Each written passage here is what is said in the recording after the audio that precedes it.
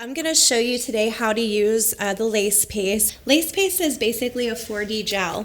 So if you look when I open it up, it's like the consistency of wax. I mean, it doesn't go anywhere.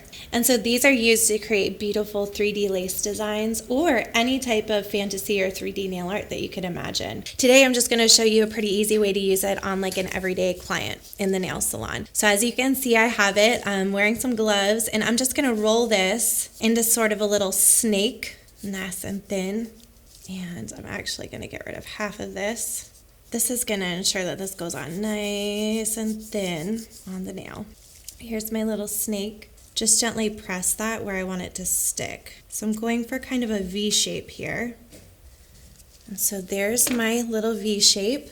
So what you have to do is you have to start to spread this product nice and thin using this spoon pusher. And I'm just going to gently start to press. You can even use your finger a little bit if you'd like. So whatever works best for you.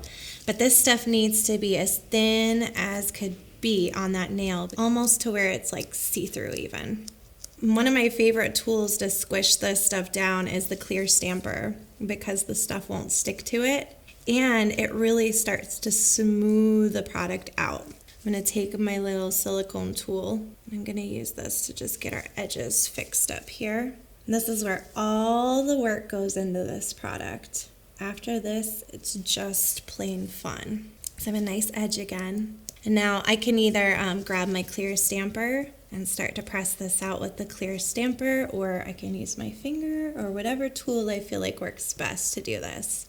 Now I'm going to take my dotting tool.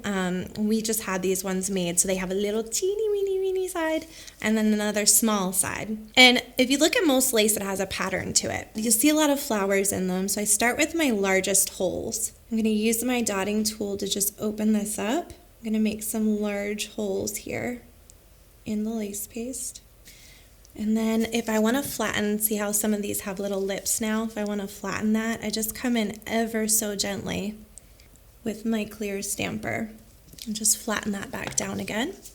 Sometimes you'll start to poke little shapes in here and it'll mess up your original shape. So you can just come back in and fix that right up. The best advice I could give you is to have a pattern in mind and be creative. Because if you don't have a plan, it just looks like Swiss cheese. It's actually like what would be considered a 4D gel that I'm using. And so this absolutely has to cure in the lamp just like any other gel would. This cures for 30 seconds in an LED light or 2 minutes in a UV light. I really love all the cool looks you can create with this. You need to do it in a flattering way so that it looks like lace. If you want to change the color, you can take just a little tiny bit of pigment. If you have like a pure pigment powder, and you can mix the pigment into the lace paste and kind of mush it around in your fingers a little bit, but just a little tiny bit.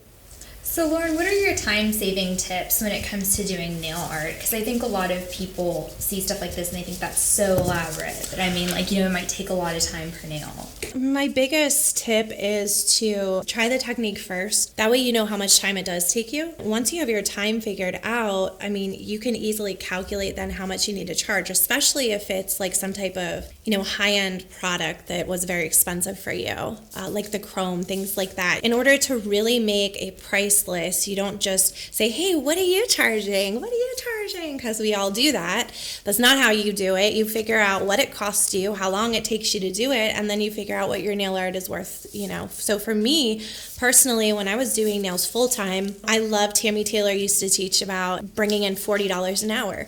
So for someone like myself, if I'm going to spend 15 minutes doing nail art, that's $10 that I need to be charging for that 15 minutes. If that nail art includes expensive Swarovski crystals or chrome powder or something that's really costly and expensive above and beyond, then I will charge above and beyond for that.